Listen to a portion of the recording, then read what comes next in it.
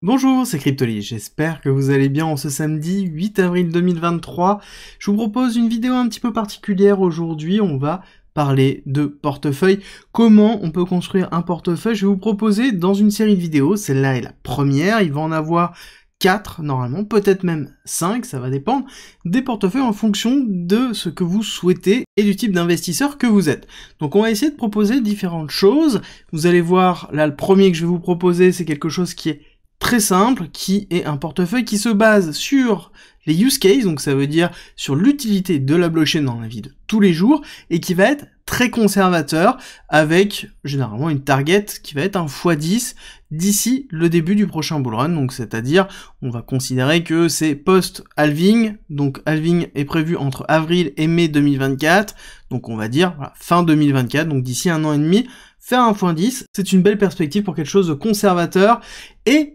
en seulement un an et demi, on va discuter de tout ça, et surtout, je vous justifierai à chaque fois pourquoi j'ai cette exposition-là, et quel est le pourcentage d'augmentation, le fois que j'attends.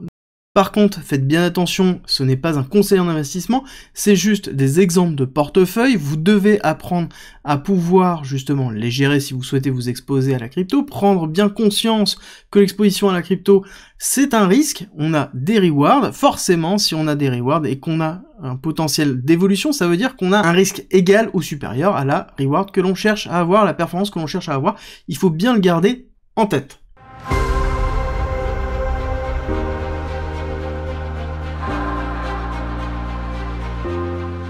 Ok, sans plus tarder, on révèle justement ce portefeuille qui va être très simple, on va aborder et on va surtout passer sur chacune des cryptos pour expliquer pourquoi j'attends ça. Donc c'est un portefeuille qui est composé de 50% d'Ether. Déjà, première chose très forte, pourquoi l'Ethereum? Si vous avez suivi mes différentes vidéos, je vais faire très simple, Ethereum c'est ce qui porte les use cases, c'est le VM Machine, c'est un petit peu le standard qui est arrivé, on a quelques acteurs qui ont créé des choses à part, mais ça n'empêche que la majorité des blockchains et des applications tournent sur du Solidity, sur de l'Ethereum Virtual Machine, donc c'est lui qui porte le use case. D'autant plus qu'ils sont passés en Proof of Stake, avec une diminution de leur max supply, donc on a quelque chose qui est désinflationniste en fonction de l'utilisation. Donc c'est très très fort, j'en ai déjà parlé, je vous invite à regarder notamment dans la chaîne les différentes vidéos qui traitent de ça. Donc pour moi, 50% du portefeuille, c'est quelque chose qui est le plus stable à l'heure actuelle. On a passé les grosses crises, donc la crise de The Merge, qui était le passage du Proof of Work en Proof of Stake, est passée,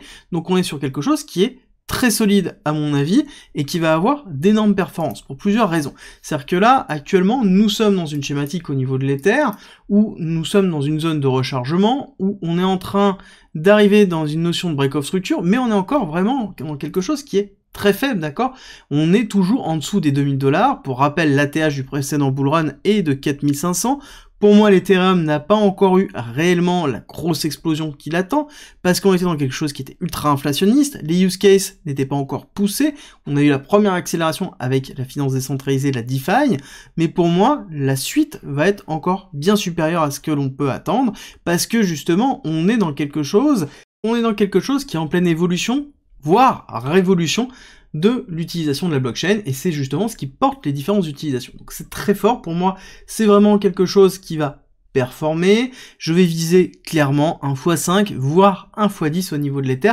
sur le long terme. On va se dire que d'ici un an et demi, déjà un x5, c'est très très bien, x5 nous porterait justement dans les targets 1,618 de l'extension de Fibonacci de la vague 1, vague 2, donc pour mettre en place une grande vague 3 pour un début de bullrun, surtout qu'on a quelque chose où ça y est, on peut redeem les différents tokens qui ont été stackés, on a quelque chose qui est une tokenomics qui est déflationniste, et on a une utilisation très forte de l'Ether, donc on a quelque chose qui est très fort. Ensuite, on revient, nous avons le BTC à 15%. BTC à 15%, c'est l'équivalent d'avoir dans un portefeuille classique de l'or, donc c'est quelque chose qui est l'or numérique, qui est stable, et qui, pour moi, ne va pas avoir une performance transcendante. On va revenir rapidement pour une vision. Je vais vous expliquer pourquoi. Parce que quand on regarde un petit peu le cycle des évolutions que l'on a pu avoir au BTC, donc là c'est le graphique en log, donc ça veut dire qu'en logarithmique, donc on voit justement les évolutions et les performances, non pas en chiffres mais en évolution, et quand on regarde,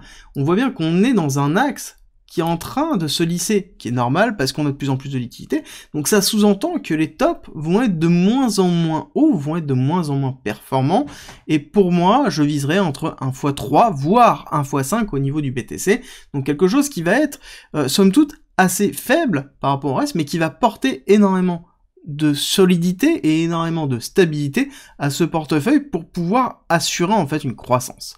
Ensuite, on continue, on va avoir Matic. Matic, alors ça je vous en parle déjà depuis un certain temps, c'est une crypto, donc c'est la crypto de Polygon qui est en train de révolutionner vraiment la notion de scalabilité, la notion d'évolution. On voit qu'ils ont de plus en plus d'applications, ils ont dépassé les 35 000 applications décentralisées, ils sont en train de se spécialiser dans le jeu vidéo, ils ont une solution basé sur Ethereum pour la scalabilité, donc je pense qu'on va avoir beaucoup de news qui vont arriver, donc on a quelque chose qui est relativement solide. Je vise au moins 1x5 parce que le cours a déjà explosé. Pour ceux qui suivent déjà la chaîne depuis un certain temps, la spot zone, on l'a noté déjà depuis un certain temps, donc on a eu une exposition dessus, mais même ici, on vise assez facilement d'aller chercher le 1,618 dans les 5$ et au moins dépasser l'ATH existant, donc on vise entre 1x3 voire x5 sur Matic. Ensuite, on va avoir Atom. Alors, Atom, c'est quelque chose qui est en train d'être modifié. On a quelque chose qui est ultra inflationniste, mais qui propose, à l'heure actuelle, le meilleur moyen d'avoir de l'interopérabilité entre les différentes blockchains. Le principe de Cosmos, c'est de créer tout simplement une boîte à outils qui permet de développer des blockchains qui sont interconnectées entre elles. Et là, actuellement, on est en train de redonner de l'utilité à Atom en offrant de la sécurité partagée. Donc on va avoir une certaine valeur à Atom, et je pense qu'ils sont en train de modifier, comme ça a été proposé sur Cosmos 2.0, une modification de la tokenomics. Donc on risque d'avoir dans les mois qui viennent, voire la fin d'année, voire l'année prochaine, pourquoi pas, une modification de tokenomics avec quelque chose qui va être pas déflationniste, mais qui va avoir une forme de burning qui va se mettre en place au niveau d'Atom. Donc on va avoir, je pense, une valeur très très forte d'Atom. Pareil, j'attends au moins un 5, donc un x5 au niveau d'Atom, d'ici fin 2024, donc quelque chose qui serait assez solide. Ensuite, nous avons Avax. Avax, dans lequel nous avons quelque chose qui est une blockchain Layer 1 qui est solide avec pas mal d'applications EVM compatibles. Alors là-dessus, c'est très intéressant, c'est pourquoi j'aborde Atom, Matic, Avax, Solana, et vous allez voir Phantom et AAV. Pour plusieurs raisons, c'est que ce sont des blockchains qui sont alors soit EVM compatibles, mais qui sont complémentaires pour moi à Ethereum parce qu'elles ont déjà développé une communauté présente, des acteurs qui développent chez eux, et derrière, ils offrent en plus une solution autre qu'Ethereum. Comme vous pouvez le voir, ce portefeuille a vraiment pour but d'offrir une exposition à la technologie de la blockchain et les différentes possibilités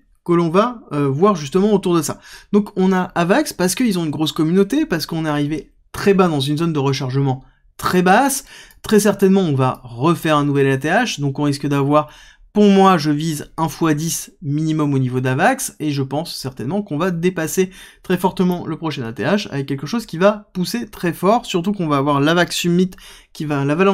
va arriver dans cette année, et certainement l'année prochaine, avec pas mal de projets qui sont en train d'être en construction sur Avalanche, donc il va falloir suivre très fort. Pour vous donner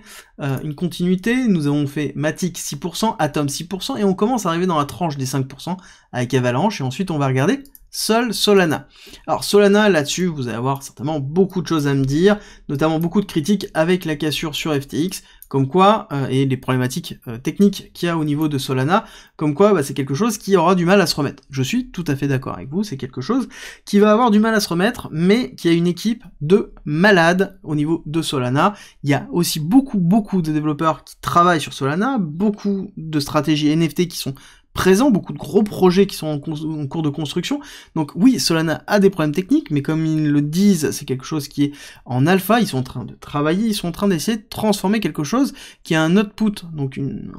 volonté de produire beaucoup de transactions avec une scalabilité très forte au niveau de Solana. Donc c'est vraiment le but. Donc pour moi, ça reste un acteur qui performera sur le prochain bull run, et on est dans une zone d'accumulation très forte. Long terme, pour moi, on arrivera au moins à l'ATH pour un retest, ou une cassure, donc x10 minimum au niveau de Solana. Pour moi, j'ai confiance, même s'il y a des problématiques, ce n'est pas gênant, on voit bien qu'ils ont une communauté, et il faut bien comprendre que Solana, c'est une des blockchains qui n'est pas EVM compatible, donc qui n'a pas le standard Solidity, et pourtant qui a une communauté très active de développeurs, et qui est soutenue en plus par Vitalik Buterin. Je vous rappelle le tweet qui avait eu lieu à l'époque, qui nous a redonné justement un petit peu de force au niveau de Solana, donc c'est quelque chose que je suis, et qui pour moi a toute sa place dans un portefeuille, parce que c'est une des possibilités d'évolution. Et encore une fois, c'est pas parce qu'on a un géant qui est en train de construire avec des Layer 2, Ethereum et tous ces Layer 2 qui peuvent tourner autour, que les petits ne peuvent pas graviter et profiter de cette accélération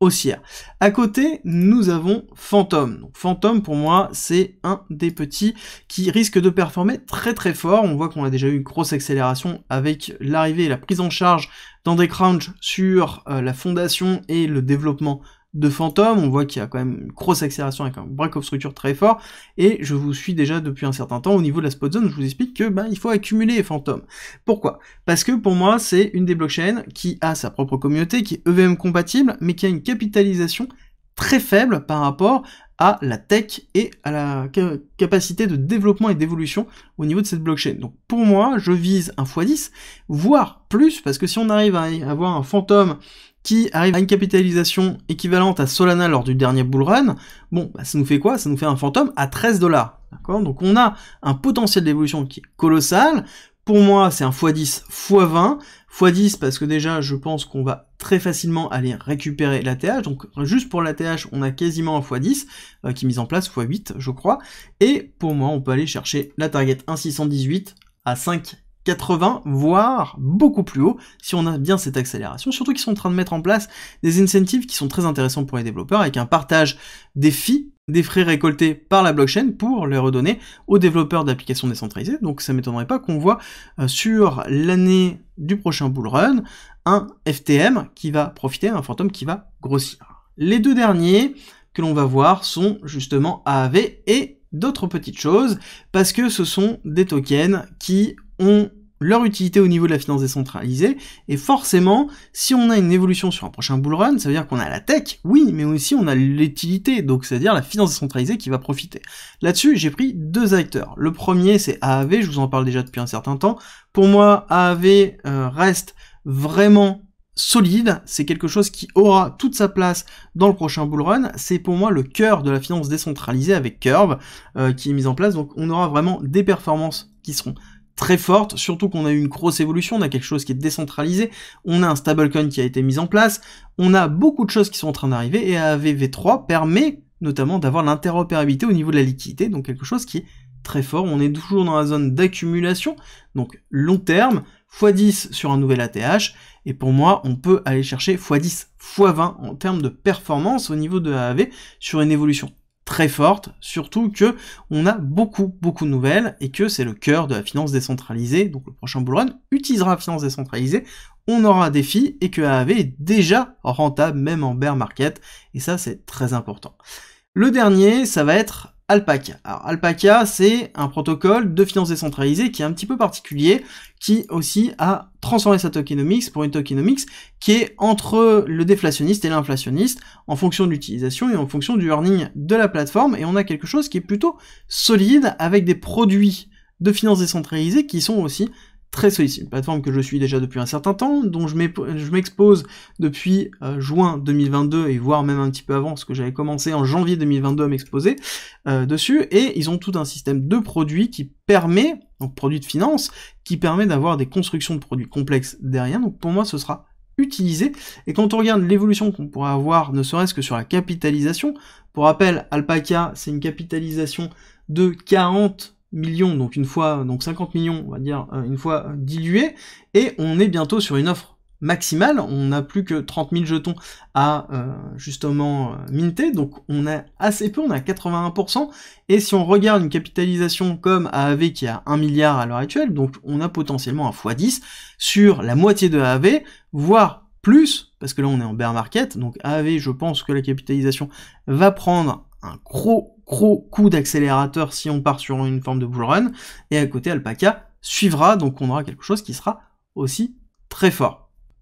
Dans le portefeuille, on garde 2% qui sont présents ici, qui sont des points d'interrogation qui sont en fait certainement des blockchains qui vont arriver sur s'exposer, qui vont être majoritairement des layers 2 ZK Rollup qui n'ont pas encore leur token. J'ai en tête par exemple Starknet qui va offrir quelque chose qui est différent, peut-être justement